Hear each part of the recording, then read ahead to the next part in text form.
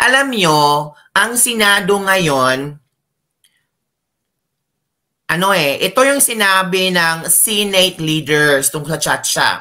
Survey prove no need to rush Chacha. So it means ang mga senador naniniwala sa Pulse Asia survey. Kasi sabi dito, survey proved no need to rush Chacha. Okay, ito ang sabi. The top leaders of the Senate are more convinced now that there is no need to rush the passage of measure that will amend the 1987 Constitution after the late Pulse Asia survey that at least 88% of Filipino are against of charter change. Diba? So it means mas naniniwala ang Senado sa Pulse Asia survey kumpara sa Tangere survey. Kasi agad-agad nagsalita ang Senado so it means no need to rush the 1987 Constitution amendments. Kasi mayroon tayong supporting details. May survey. So mas naniniwala ang Senado sa Pulse Asia survey kumpara sa Tangere survey na kung saan doon paborito ng mga congressman. Senate President Juan Miguel Zubiri described the result as true eye-opener. Buti pa si Zubiri, nakita niya kung gaano kahalaga ang Pulse Asia survey. Sabi niya, true eye-opener and supports their position to study the proposed amendments to the charter carefully. At least, hindi yung parang minamadali nang dahil sa survey na 52% na gusto ng mga Pinoy ay dapat ang Senado pirmahan agad. Hindi ganon. Diba? This survey is a true eye-opener. At kaya nga pinag-aaralan namin ng mabuti ito at hindi minamadali. Ang iba kasi gusto ng mga congressman na matapos agad-agad para daw di umano ay maipagmamayabang ni Pangulong Bongbong Marcos sa kanyang SONA. Ganon? So kailangan ba talagang merong isang achievement si Pangulong Bongbong Marcos para maipagmamalaki sa kanyang SONA na ang 1987 Constitution ay pwedeng magplebisito sa 2025? So agad-agad, rush agad, kasi because of the Tangere survey na 52%, buti na lang talaga na may Pulse Asia survey. Kasi sabi ni Miguel Zubiri, this is a true eye-opener. Diba? He added that the Senate also intends to get the pulse of the people when it comes to amending the Constitution through hearings that will be conducted in Luzon, Visayas, at Mindanao. So magkakaroon pala ng hearing sa Luzon, Visayas, at Mindanao. Kasi gusto nilang makuha ang boses ng sambayanang Pilipino. Pulse of the people, which is good. Hindi yung minamadali at walang kaalam-alam ang mga tao. At least ngayon, pinag-isipan ng Senado kung ano ang karapat-dapat gawin para aware talaga ang mga tao na meron palang ganitong mga amendments sa 1987 Constitution. Which is, this is the very good step na gagawin ng Senado. Na hindi gagawing tanga at bobo ang mga tao. Diba? Okay. Sabi pa dito ni Zubiri, this survey shows it is unpopular move with almost 9 out of 10 Filipinos opposed to changing the charter. These are things to be weighed in and carefully put into consideration by the subcommittee and the Senate as a whole. Diba? At least, nakinig na si Zubiri sa kung ano ang boses ng mga tao. Senate Majority Leader Joel Villanueva echoed the stand of Zubiri and said that Chacha is not the utmost concern of the Filipino people. Hindi Chacha ang kailangan namin, pagbaba ng presyo ng mga pangunahing bilihin at lalo ang bigas. Magparasahan ang mga smugglers. Maparusahan yung mga taong nagkaroon ng survey sa People's Initiative. Kumusta na pala ang People's Initiative? Bigla yatang tumahimik. Saan kinuha nila yung pera para magkaroon ng People's Initiative? Bigla yatang tumahimik. Wala bang hearing doon? Bigla yatang tumahimik ang Congress hearing or Senate hearing tungkol sa People's Initiative. Natabunan na maraming issue. 'Di ba? Ito pa. Sabi ni Sergio, hindi yan magmamaterials kabibig. Ayaw natin ng revision sa ngayon sa konstitusyon. Ang gusto natin bumaba ang presyo ng bilihin, lalo na ang bigas. Yes, totoo po. Hindi yon itong amendments na ito, hindi yon pinaka-importante sa mga tao ngayon. Alam nyo kung ano ang importante ng mga tao ngayon? Yung sikmura natin. Yung tiyan. Yung tiyan natin ang importante ngayon. Kung paano yung tiyan natin titigil sa pag-iingay kasi wala kang makain kasi sobrang taas ng bigas. 'Di ba? Sabi pa dito, with 88%, ito pa pala ang sabi ni Villanueva, our bosses have spoken. So, meaning dito, naniwala talaga ang Senado sa Pulse Asia survey kaysa Tangere survey. I think ang tanging niwala sa Tangere survey si Speaker Martin Romualdez kasi nagbigay talaga siya agad-agad ng kanyang statement tungkol doon. Ganon. Pero ngayon, ang Senado naniniwala sa Pulse Asia.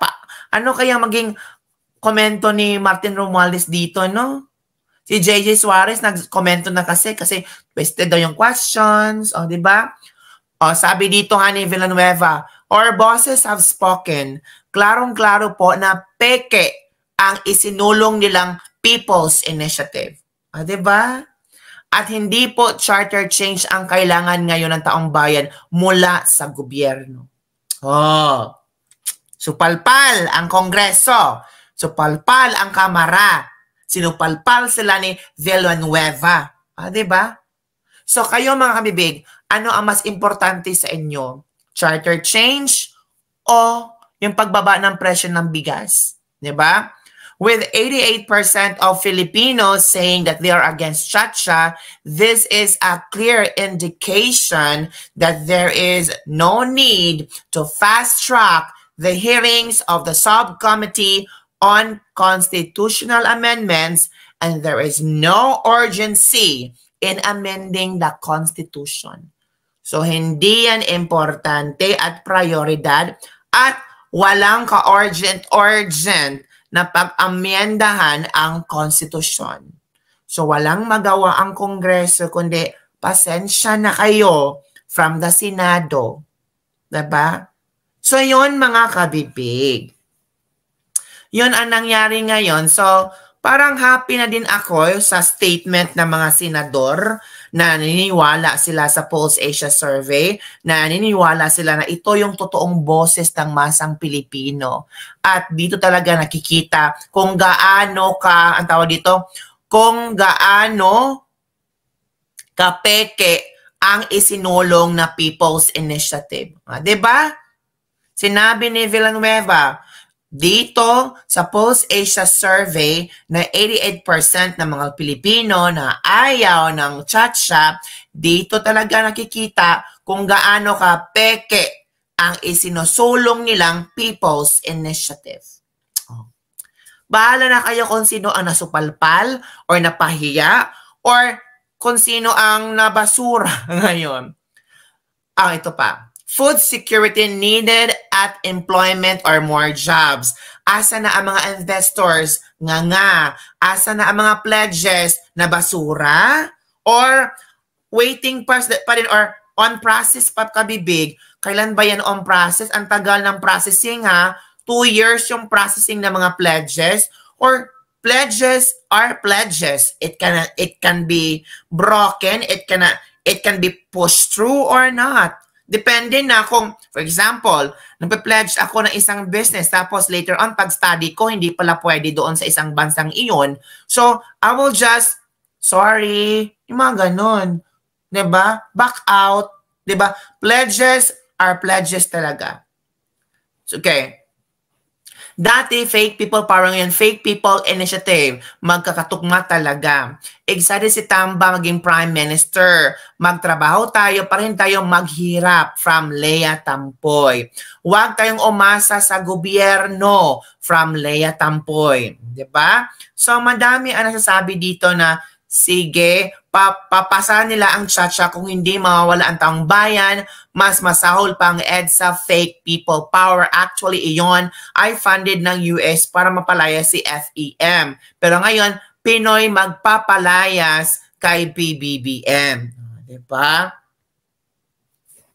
Sabi ni Lea, sabi ni Zem, Lea Tampoy, ang vangag mo, anong silbi ng presidente mo? Hayaan na lang mapasarap ng buhay? Ay, Lea, may nagtanong sa'yo, oh. Lea, ano isasagot mo dito? Hindi lang ang Pinas ang naghihirap, buong mundo naghihirap. Oo nga, buong mundo naghihirap.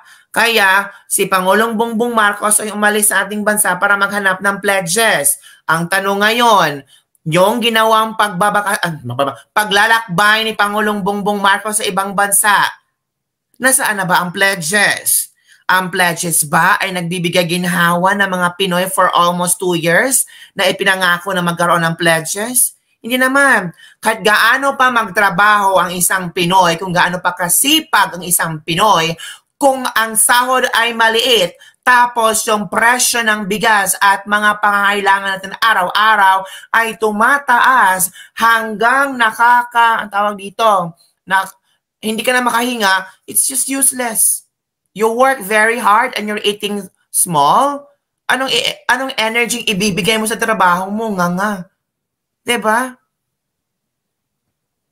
O nga, hindi lang Pilipinas na naghihirap. So, ganun lang ba talaga ang ating rason? Hindi lang ang Pilipinas na naghihirap? So, kung hindi lang ang Pilipinas naghihirap, ano bang ginawa ni Pangulong Bongbong Marcos para maibsan ang paghihirap ng mga Pilipino? Kahit konti lang. Diba?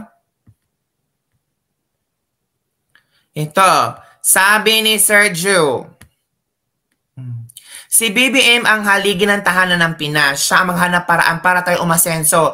Lea Tampoy, huwag kang gaanong emotional, maging matalino ka. Ang sabi ko nga, yeah, we work very hard. We want to achieve something.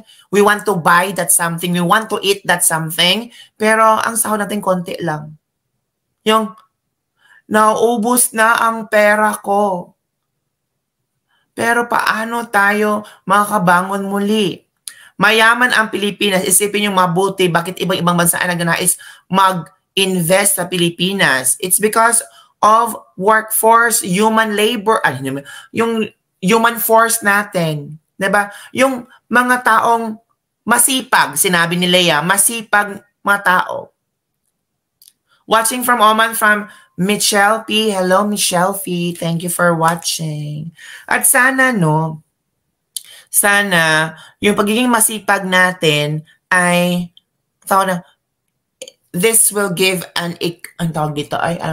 sana yung pagiging masipag natin ay masusuklian ng magandang, magandang ani, yung maging successful tayong lahat, yung hindi tayo magugutom, sama-sama tayong babangag muli. Sa Ate Sylvia talaga, oh. So, yun na nga mga kabibig. So, madami pala, wala sa talino yan, nasa sipag yan. Oo nga, nasa sipag yan. Kahit gaano tayo kasipag, Miss Lea, kung walang ibibigay na trabaho ang gobyerno natin, it's useless. Kung gaano tayo ka madiskarte, kung wala tayong makikitang trabaho para maging madiskarte tayo, nga pa rin tayo. Kung gaano tayo ka talino at kadiskarte, kung wala tayong makukuhang trabaho, nga pa rin tayo. Ito.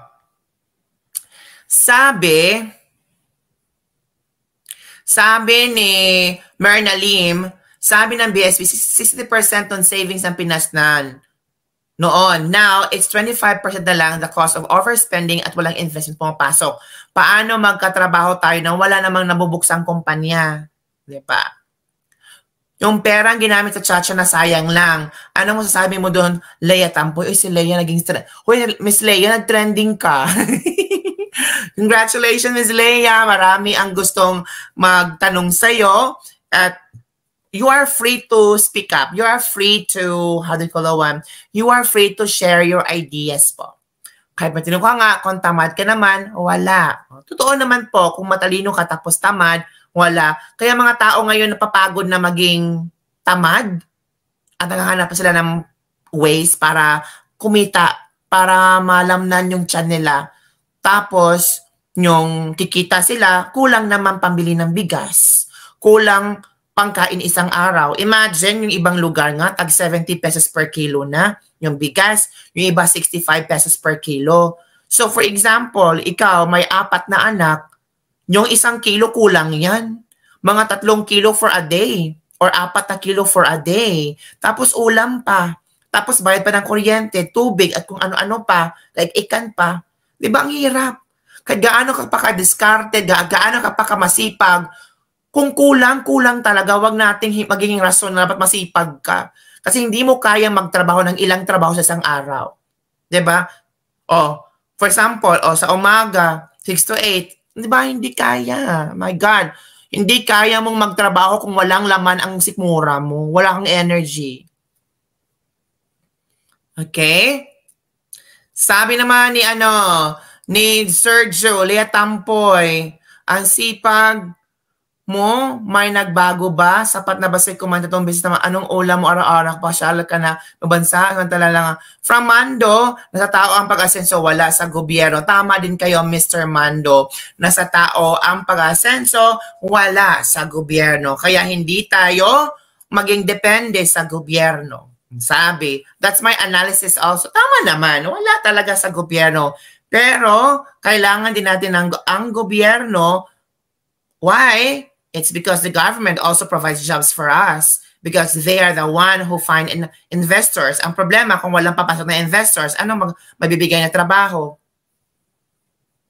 Kabibig niya, saan kaya ang Maharlika Fund? Ay, hindi ko alam. Hindi na napag-usapan ang Maharlika Fund. Kumusta na kayo yung Maharlika Fund, no?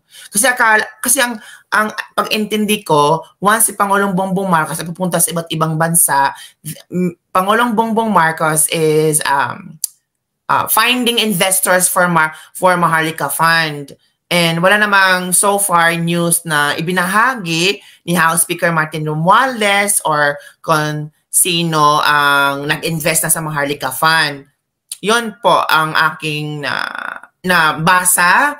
At so far, wala pang update. So, maghintay-hintay tayo kung ano ang update sa Maharlika Fund. Yan. Kung maayos lang ang gobyerno natin, for sure marami ang i-invest sa bansa natin. Kaya naman maraming work ang magbibigyan. Gaano ka naman talino kung wala ka talaga na makakayahang gumalaw, lalo to walang kumikilala sa iyong kaalaman, madaming magaling nga lang. Sabi from Pusang Bundok. From Mando, 95% nasa atin pa rin. Totoo naman po. Totoo po. Kahit pa-discard ka, masipag ka, matalino ka, kung ayaw mo talaga magtrabaho, wala kang magagawa. If you don't want to work, you don't want to work. You want to rest, you want to relax. It's up to you. It's 95% true ka na nasa atin pa rin yan. Okay.